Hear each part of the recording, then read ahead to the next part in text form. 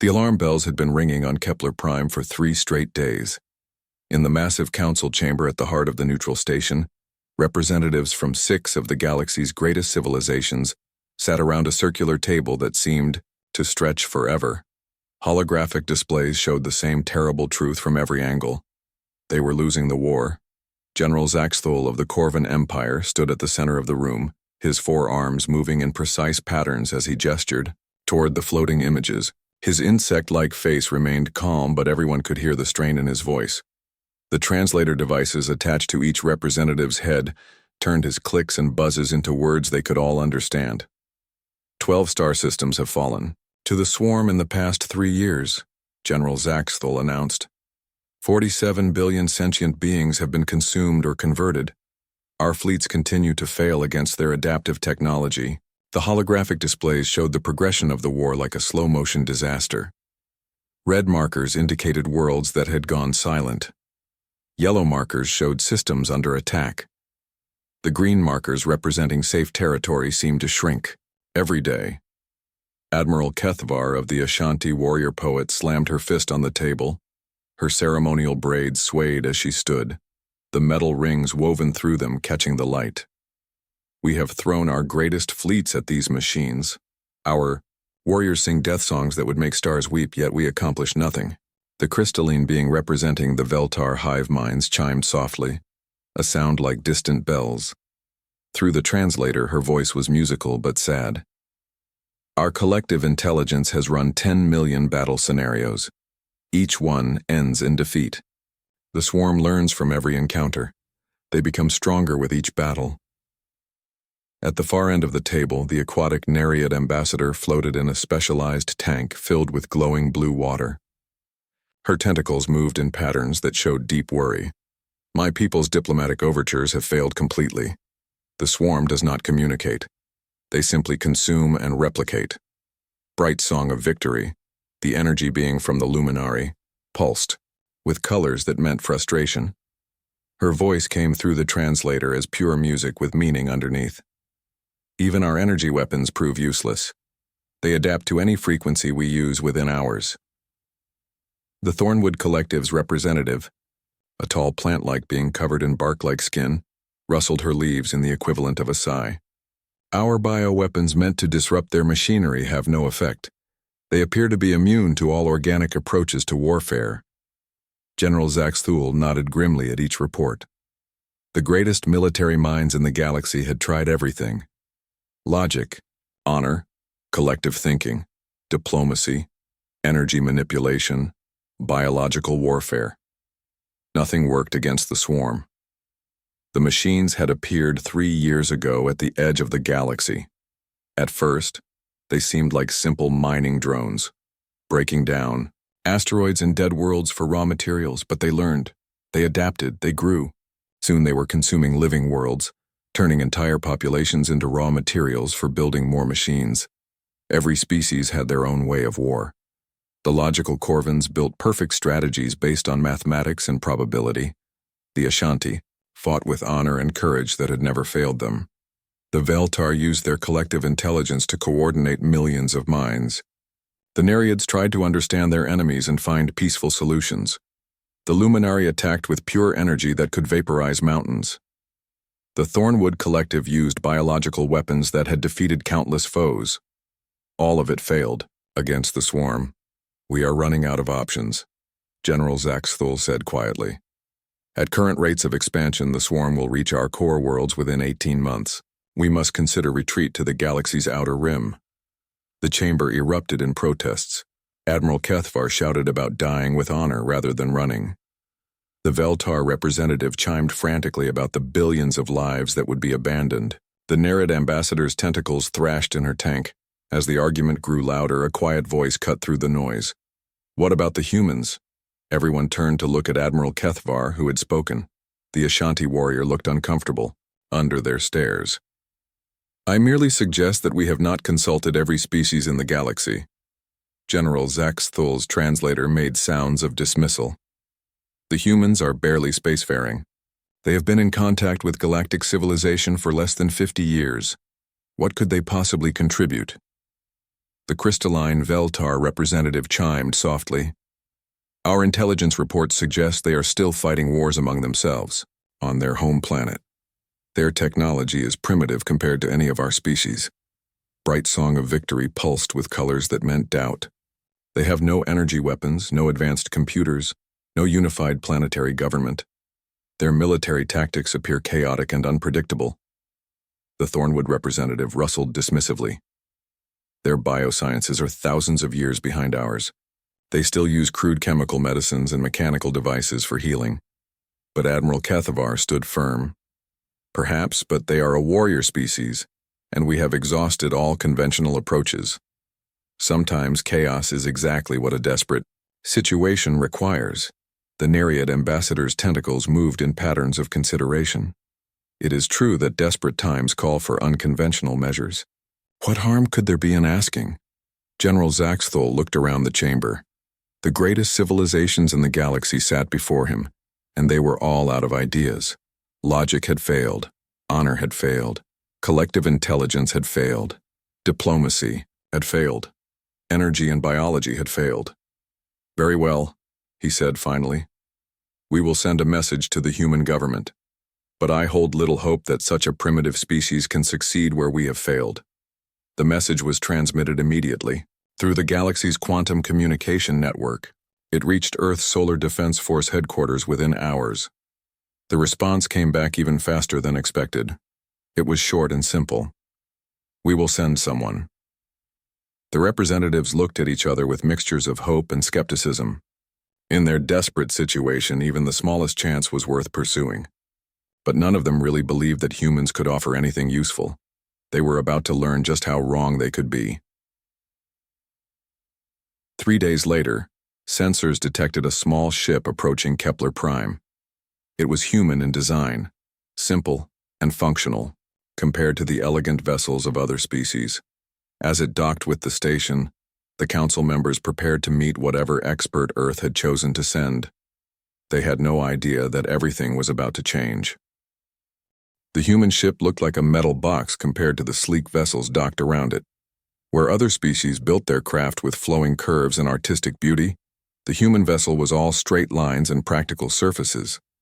It had no decorations, no glowing energy fields, no living biocomponents, just gray metal and simple geometric shapes. When the airlock opened, Colonel Jake Murphy stepped onto Kepler Prime, wearing what looked like the most basic military uniform anyone in the council had ever seen.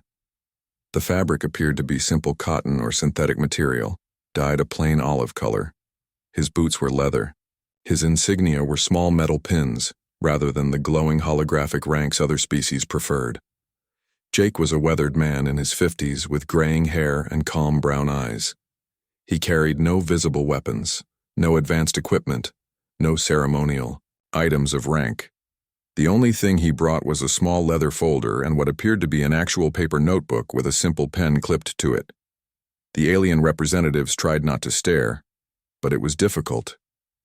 Admiral Kethvar wore armor that had been crafted by master artists, each piece inscribed with the history of her warrior lineage. General Zaxthul's carapace was decorated with medals and honors from a dozen campaigns.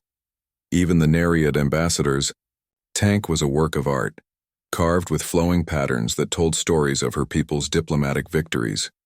Jake looked like he had walked off a cargo ship. Colonel Murphy reporting as requested, he said simply, offering a basic military salute that seemed almost primitive compared to the elaborate greeting rituals of other species. General Zaxthul gestured toward an empty chair that had been hastily added to the council chamber. Welcome to Kepler Prime, Colonel. We appreciate Earth's willingness to assist in our current crisis. Jake sat down and opened his notebook to a blank page. Happy to help if I can, General. Why don't you fill me in on the situation?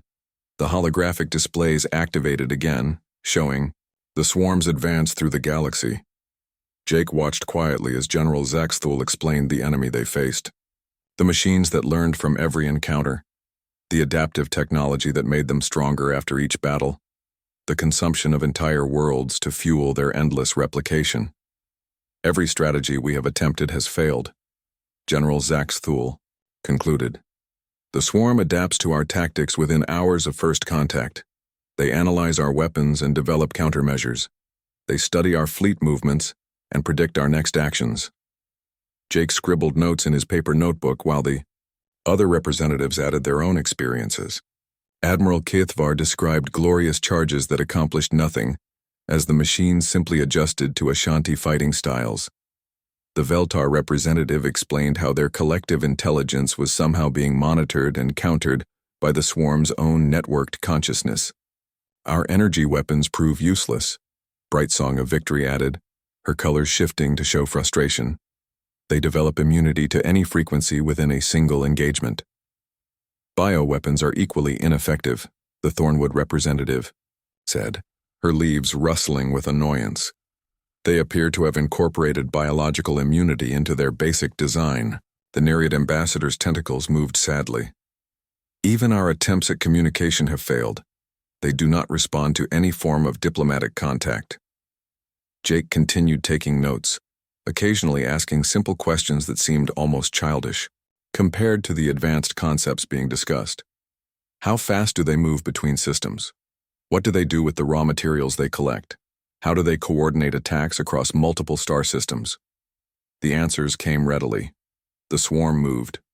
At standard faster-than-light speeds, they used consumed worlds to build more machines. They coordinated through some form of quantum communication network that allowed instant contact across any distance. As the briefing continued, Jake's questions became more specific, but no less simple.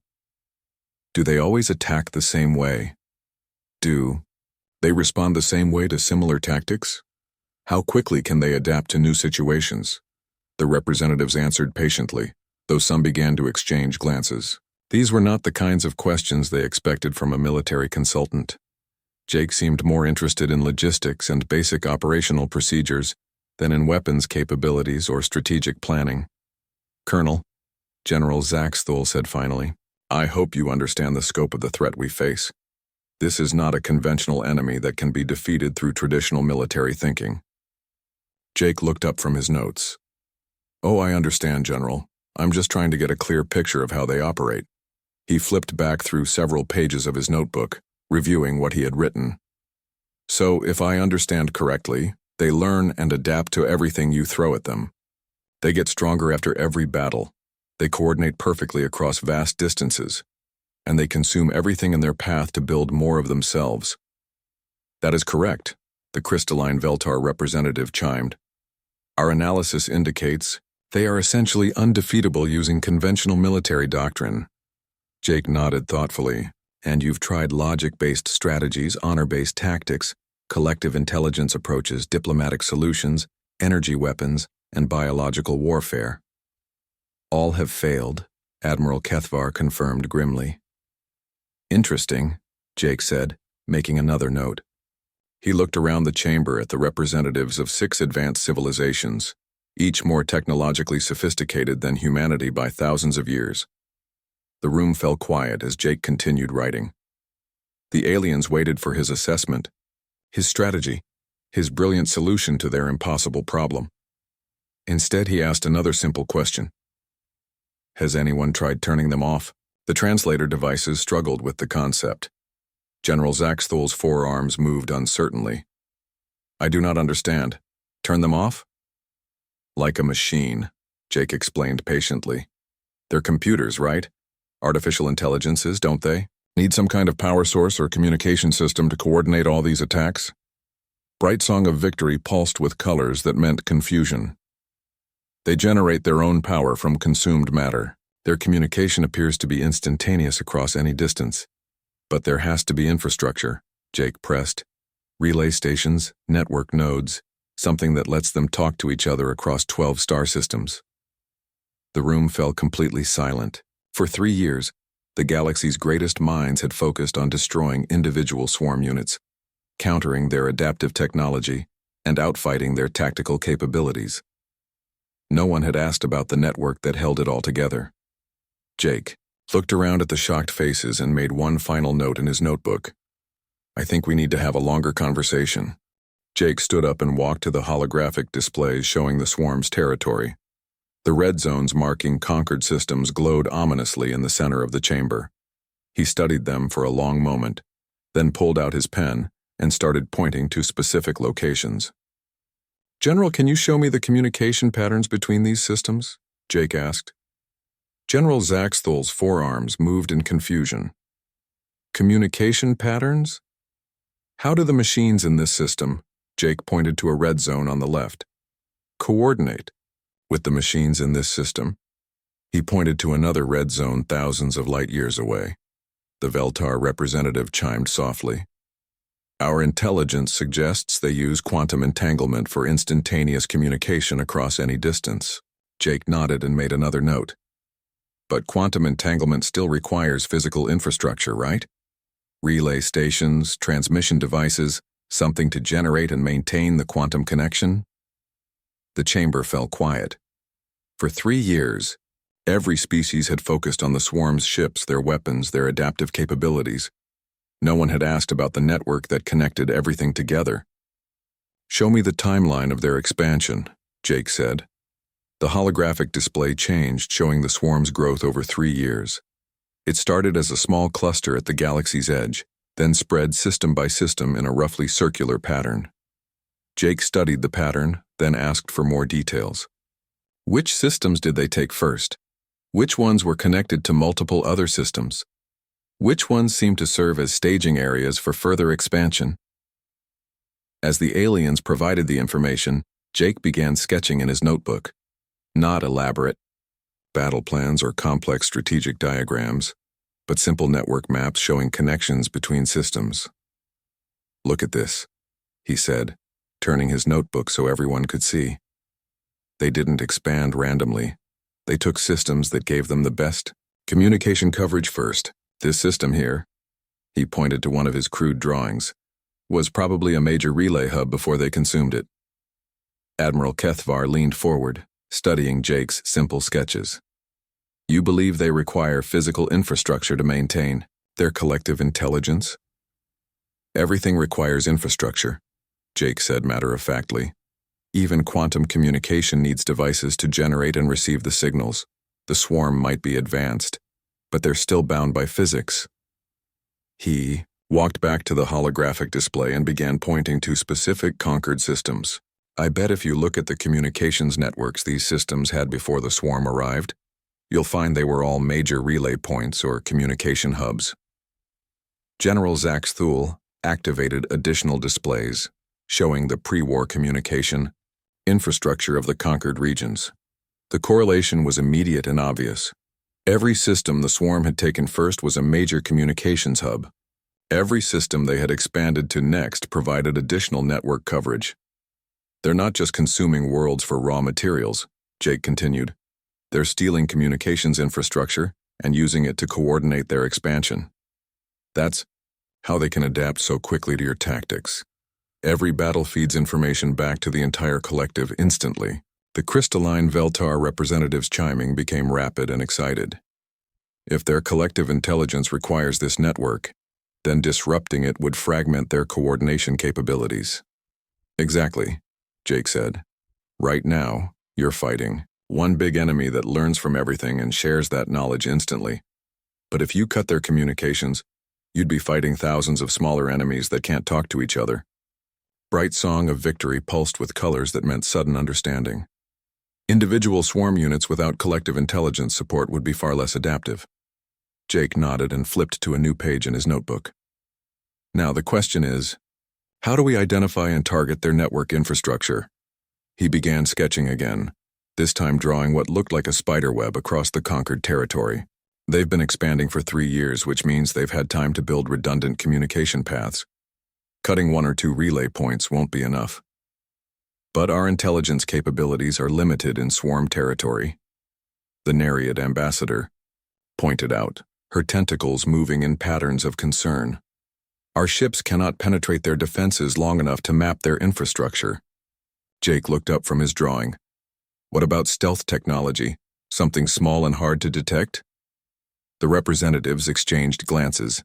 Admiral Kethvar spoke first. "The Ashanti have some stealth capabilities, but our ships are designed for honor in battle, not hiding. Corvin's stealth technology is limited to short-range tactical applications," General Zaxthul added. We could phase shift our energy beings through their sensor networks, Bright Song of Victory offered. But the range limitations make deep penetration impossible. Jake nodded thoughtfully. What about human stealth drones? The room fell quiet. General Zaxthul's translator made uncertain sounds. Human technology is considerably less advanced than our own. How could your stealth capabilities exceed ours? Jake smiled. Because we designed our stealth technology to hide from other humans. Every species in this room is more advanced than us. So you probably design your stealth to fool advanced sensors. Our stealth is designed to fool primitive sensors, which means it works differently. He pulled out a small device from his pocket, no bigger than his thumb. It looked like nothing more than a simple black cube. This is a human reconnaissance drone. It doesn't use energy shields or phase shifting or quantum manipulation. It just absorbs electromagnetic radiation and moves very quietly. The device seemed impossibly simple compared to the advanced technology surrounding them. But as Jake explained its capabilities, the advantages became clear. Human stealth technology was based on different principles than anything the galaxy's advanced civilizations used. The swarm has learned to detect all of your advanced stealth systems, Jake continued, but they've never encountered human technology. Our drones might be primitive, but they'll be invisible to sensors designed to catch advanced stealth systems. The plan began taking shape. Human stealth drones would map the swarm's communication network throughout their territory. Once they understood the full scope of the infrastructure, simultaneous strikes could target key relay points and fragment the collective intelligence into smaller, manageable pieces. The timing would have to be perfect, Jake warned. If we take out some relay points but not others, they'll adapt and reinforce the remaining network. We need to hit everything at once. General Zaxthul studied Jake's rough sketches and diagrams. This plan requires precise coordination across multiple star systems. The logistics alone would be staggering. But doable, Admiral Kethavar said firmly. If this human's analysis is correct, we could finally have an advantage they cannot adapt to. Jake closed his notebook and looked around the chamber. There's one more thing. Once we fragment their network, we need to move fast. Individual swarm groups will try to reconnect with each other. We'll have a limited window to destroy them before they can rebuild their communications. The representatives began discussing the practical details of implementation, fleet positioning, strike timing, target prioritization. For the first time in 3 years, they were talking about victory instead of retreat. As the planning session continued, Jake sat quietly and watched the galaxy's greatest military minds work with his simple idea.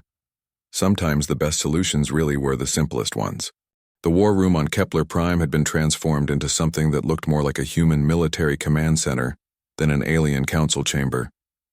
Paper maps covered every available surface, marked with Jake's handwritten notes and simple diagrams. The holographic displays still showed the swarm's territory, but now they were overlaid with crude drawings that mapped out communication networks and relay points.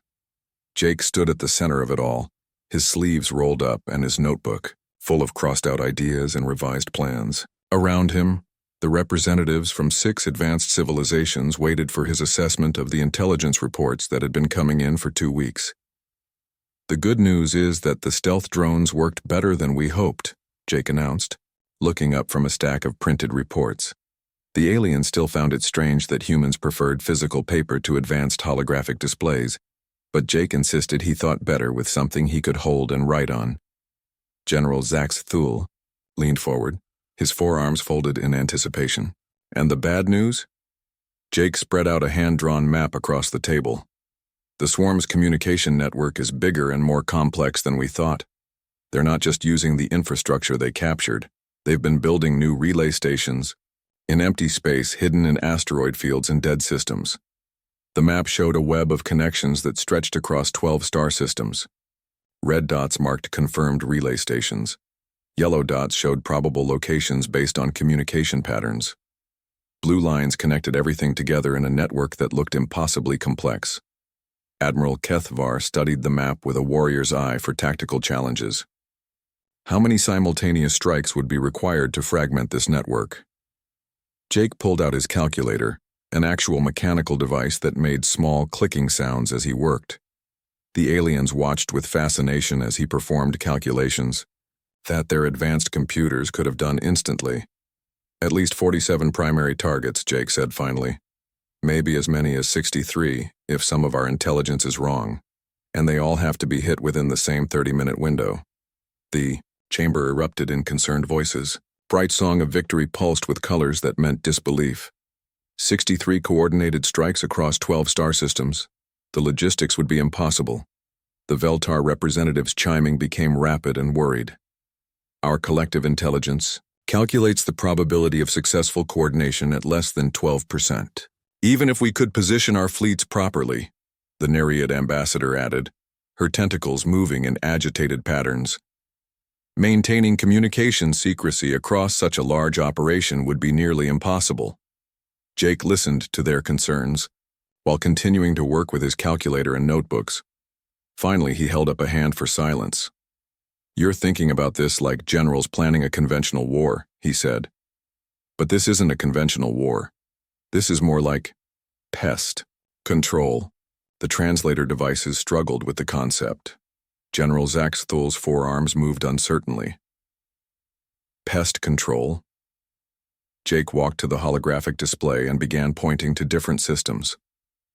Look at the pattern again. The swarm isn't defending these relay stations like military assets. They're treating them like infrastructure. Most of them are barely guarded, because the swarm never considered that anyone would target communications instead of their fleets. He flipped through his notebook to find a specific page. According to our drone intelligence, the average relay station has maybe 2 or 3 swarm units for maintenance and protection. They're expecting attacks on their main fleets, not on their network backbone. Admiral Kethvar began to understand. You are suggesting surgical strikes rather than fleet engagements. Exactly, Jake confirmed. We don't need massive battle fleets for this operation. We need small, fast strike teams that can hit specific targets and get out before the swarm can respond. He began sketching on a new page, showing simple attack patterns. Each species contributes what they do best. Ashanti strike teams for quick, honorable attacks. Corvan precision strikes for the heavily defended targets. Veltar coordination for timing. Nereid intelligence for final target confirmation. Luminary energy bursts for maximum damage. Thornwood bioweapons to prevent quick repairs. The plan began to make sense. Instead of one massive coordinated battle, it would be dozens of small specialized operations happening simultaneously across the galaxy. But the timing remains critical, General Zaxthul pointed out. If even one relay station survives, it could coordinate a response that compromises the entire operation. Jake nodded and pulled out his watch. Another simple mechanical device that seemed primitive compared to alien timekeeping technology. That's why we synchronize everything to human standard time. No quantum communications, no advanced chronometers that the swarm might be able to hack or interfere with. Just simple, reliable mechanical clocks. He showed them his watch face, with its basic analog display.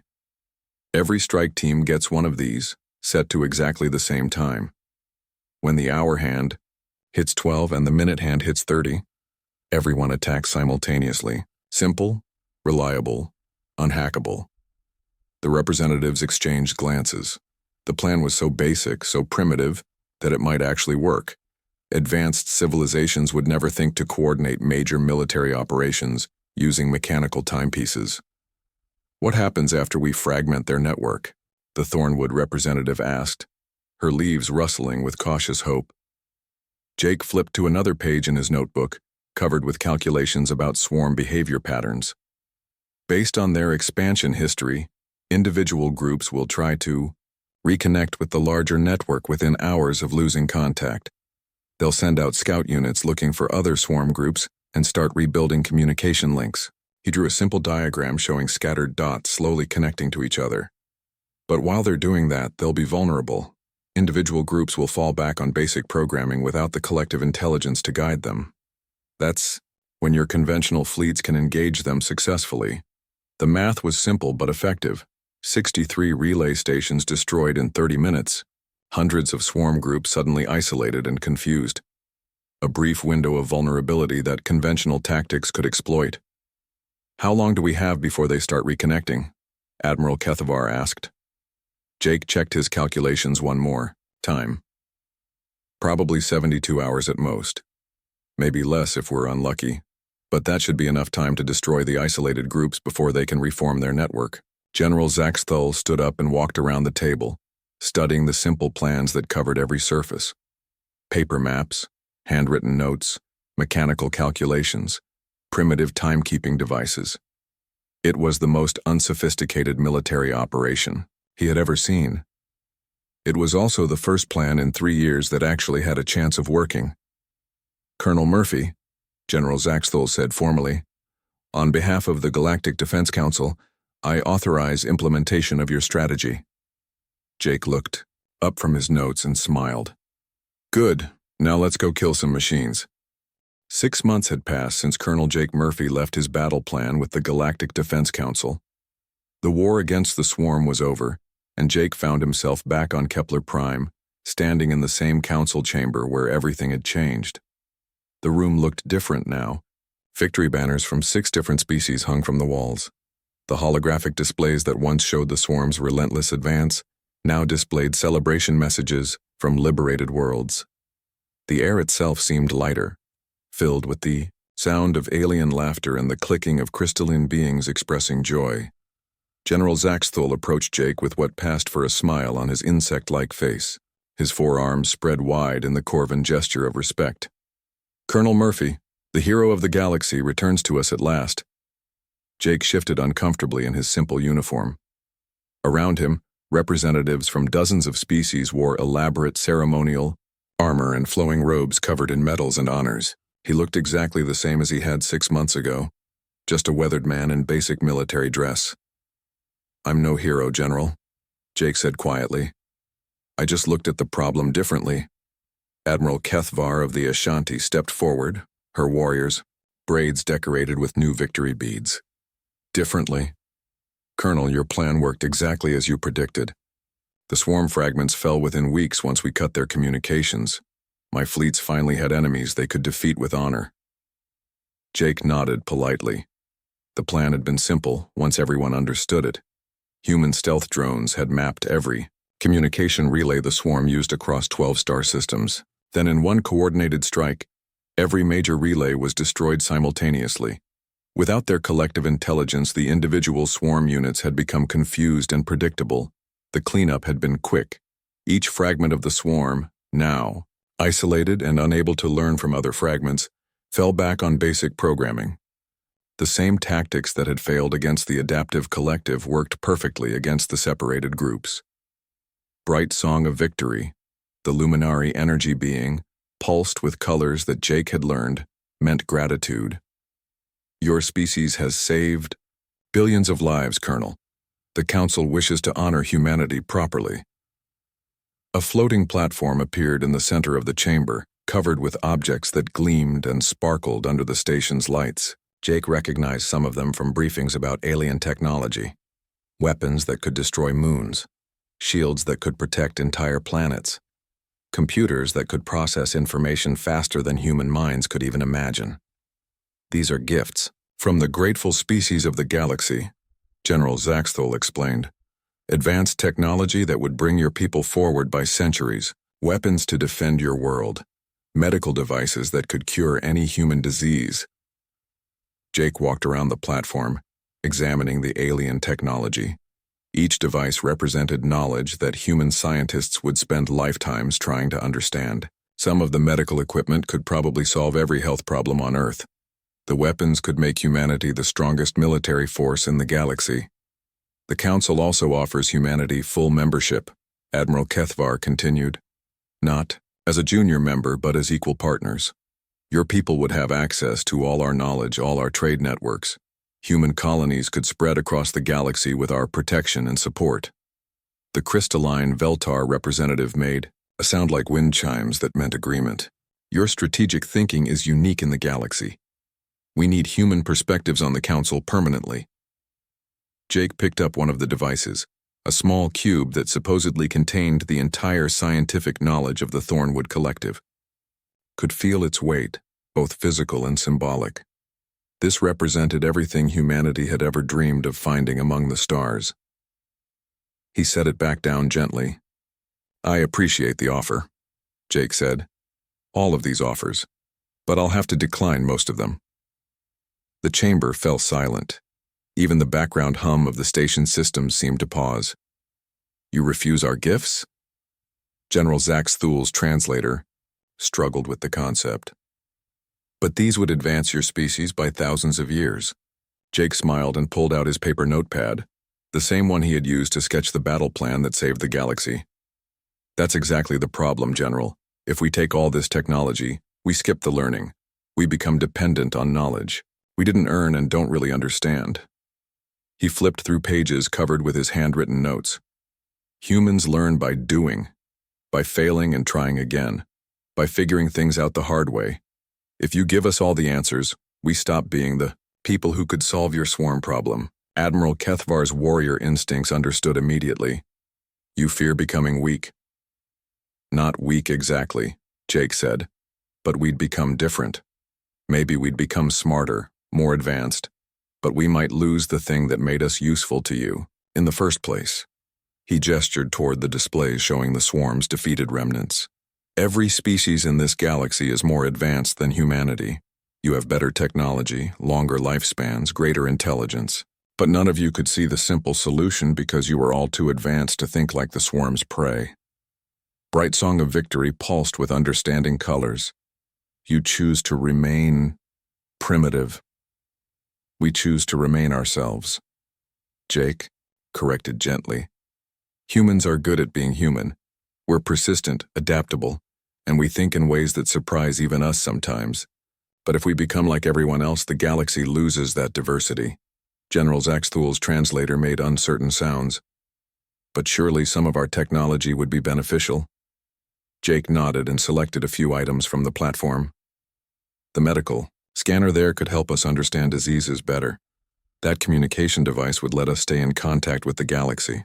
And I'd like to take the defensive shield generator, just in case something like the swarm shows up again. He left the weapons, the advanced computers, and most of the scientific equipment on the platform. But the rest should stay with you. Maybe in a few hundred years, when we've figured out more things on our own, we'll be ready for it. The aliens exchanged glances, or whatever passed for glances among their various species. This was clearly not the response they had expected. There is one thing we'd like, Jake continued. A formal defense pact. If something threatens the galaxy again, call us. And if something threatens Earth, we'd appreciate backup. Of course, General Zax Thul said immediately. Such an agreement honors us. As Jake prepared to leave, Admiral Kethvar approached him one final time. Colonel, I must ask, how did one human see what all our greatest minds missed? Jake paused at the chamber. Entrance. It wasn't about being smarter, Admiral, it was about being different. You all looked at the swarm and saw an enemy to fight. Humans looked at it and saw a system to break. He tapped his temple with one finger. Sometimes the best answer isn't the most complicated one. Sometimes you just need someone who thinks backwards or sideways or in ways that don't make sense to anyone else. The door slid shut behind him as Jake headed toward his ship. His mission report would be simple. Threat eliminated. Alliance formed. Humanity's independence preserved. Earth Command would be pleased. As his small vessel undocked from Kepler Prime, Jake could see through the viewport that the celebration was continuing inside the station. The galaxy was safe, at least for now. Jake settled into the pilot's seat and began the long journey home. Somewhere behind him, the greatest civilizations in the galaxy were probably already analyzing human military doctrine, trying to understand how such a simple species had solved their impossible problem. Let them study, Jake thought. By the time they figured out how humans think, humanity would probably have found new ways to surprise them. The stars stretched ahead as his ship entered hyperspace, carrying him back to a small blue world where 7 billion people were still learning to reach for the stars in their own stubborn, chaotic, wonderfully human way.